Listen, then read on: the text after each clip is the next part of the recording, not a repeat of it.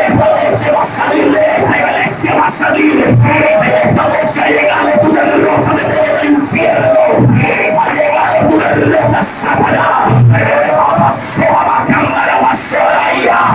Si estás en esta noche en cuerpo de esa persona, en esta noche vas a abandonar